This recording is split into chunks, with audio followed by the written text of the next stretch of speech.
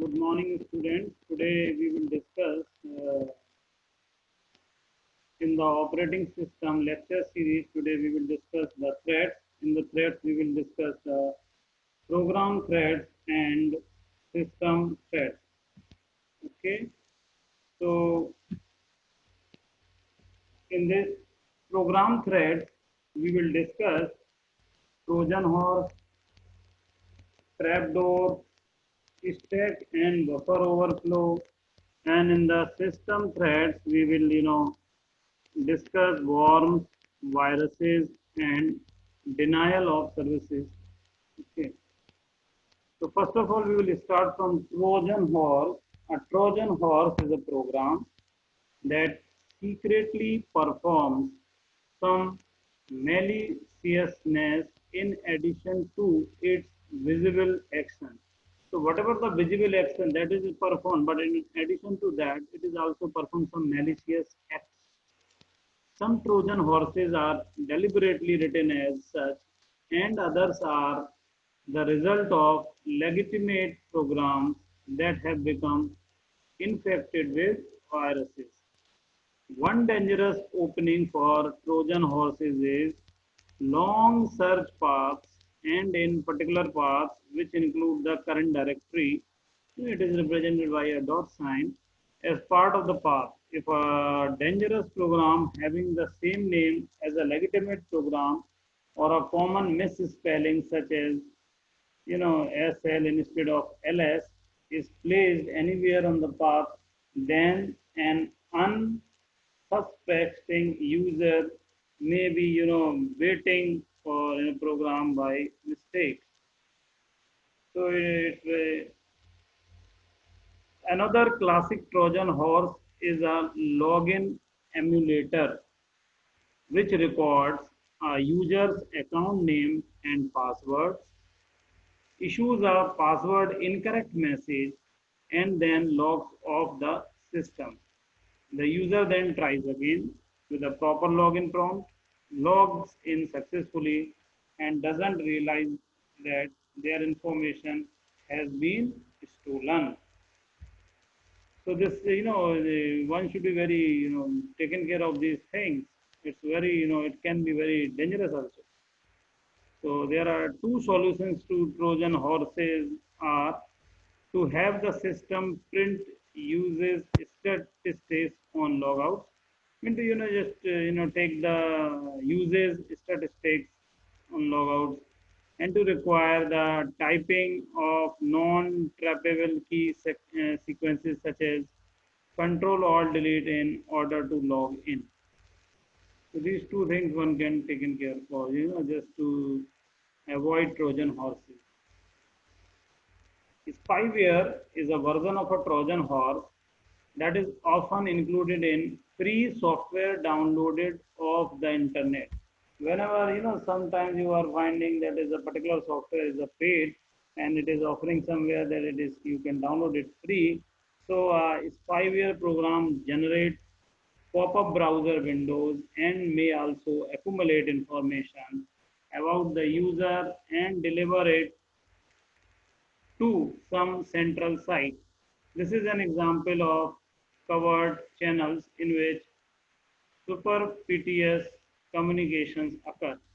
Another common task of spyware is to send out spam email messages, which then purportedly come from the infected user. Now, the another thing is the trapdoor.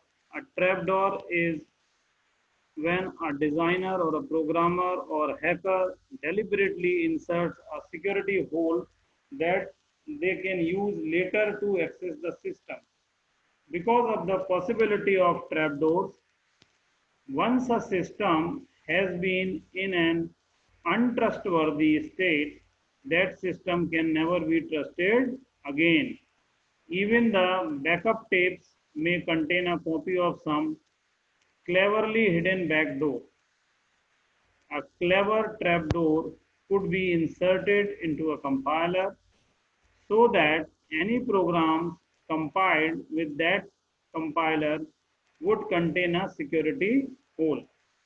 This is especially dangerous because inspection of the code being compiled would not reveal any problems. Another thing is the logic bomb. A logic bomb is a code that is not designed to cause havoc all the time, but only when a certain set of circumstances occur, or you can say a particular time when these particular circumstances occur, such as when a particular date, let's say in a particular date, every 20th of month or some particular date or time is reached or some other noticeable event. So a classic example is the dead man switch, which is designed to check whether a certain person, for example, the author, is logging in every day, and if they don't log in for a long time, presumably because they have been fired. So then the logic bomb goes off and either opens up security holes or causes other problems. Another is the stack and buffer overflow. So this is a classic method of attack which exploits bugs in system code that allows buffers to overflow. Now consider a scenario, you just see the code here as include, let's say stdio.h is defined. We have defined here the buffer size equals to 256. Now we are just making a main function main integer argument and then a character pointer argument, array of character pointers. In this we are having character buffer, buffer size, which we have defined in the upper part. There is a buffer size equal to 256. If argument is, if RC is less than 2, then return -1. Else copy the string, that is buffer argv1, return 0. So this is the classic method of attack which exploit bugs in system code that allows buffers to overflow.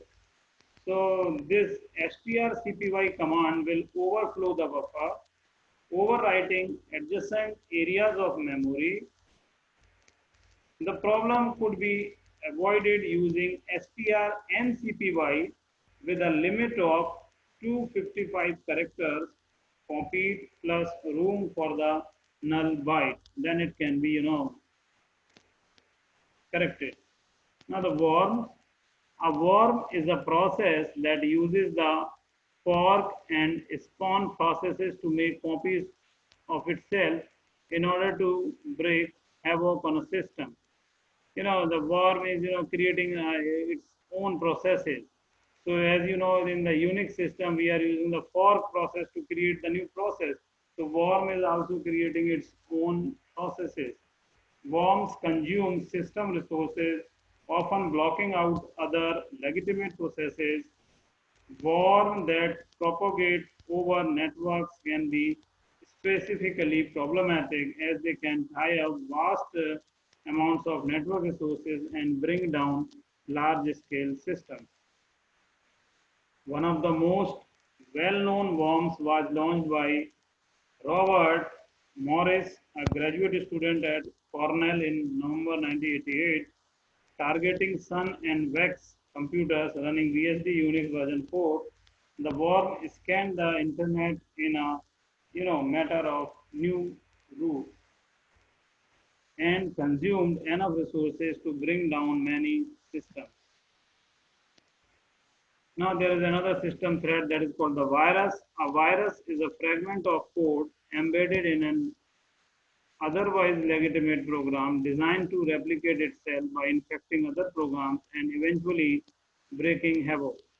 Viruses are more likely to infect PCs, or you can say the Windows system, than Unix or other multi-user system, because programs in the later systems have limited authority to modify other programs or to access critical system structures such as the boot block.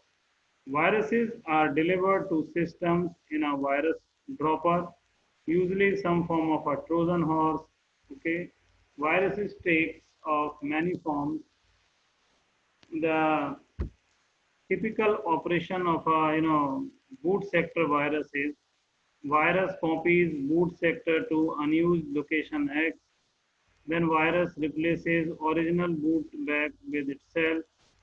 At system boot, virus decreases physical memory, hides in memory above new limit. Then the virus attached to disk read-write interrupts, monitors all disk activity. Whenever new removable read-write disk is installed, it infects that as well. It blocks any attempts of other programs to write the thing. It has a logic bomb to break havoc in a certain date.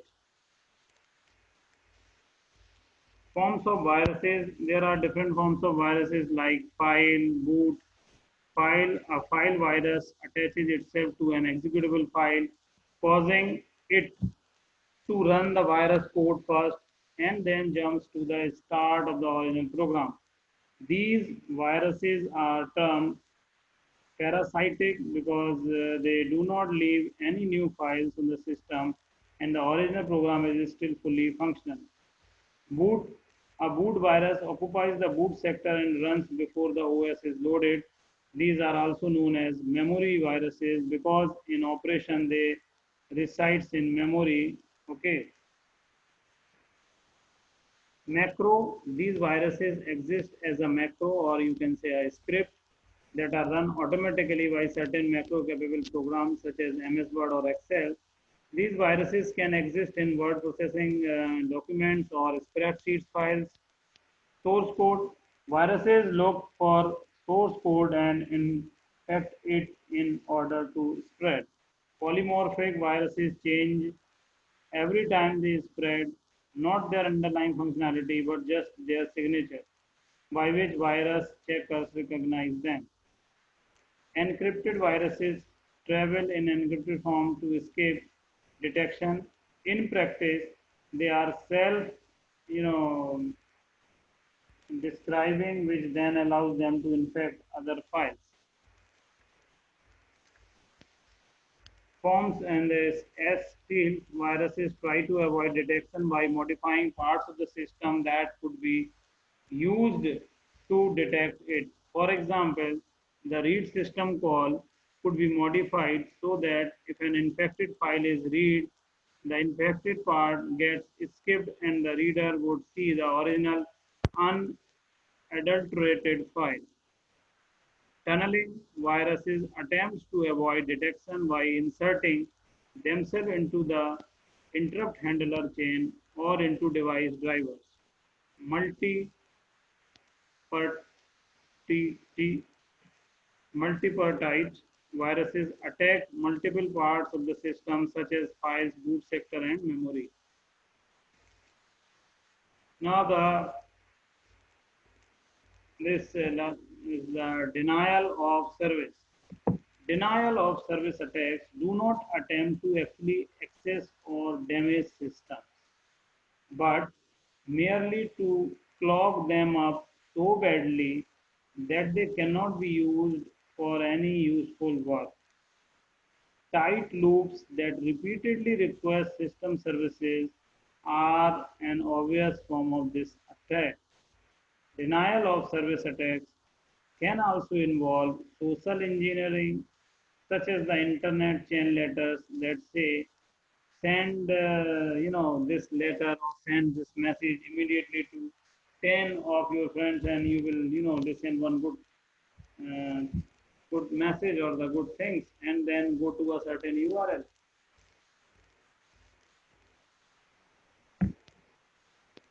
Okay, so when you are accessing that particular URL, you will you will think and you will go to the one non-reliable source.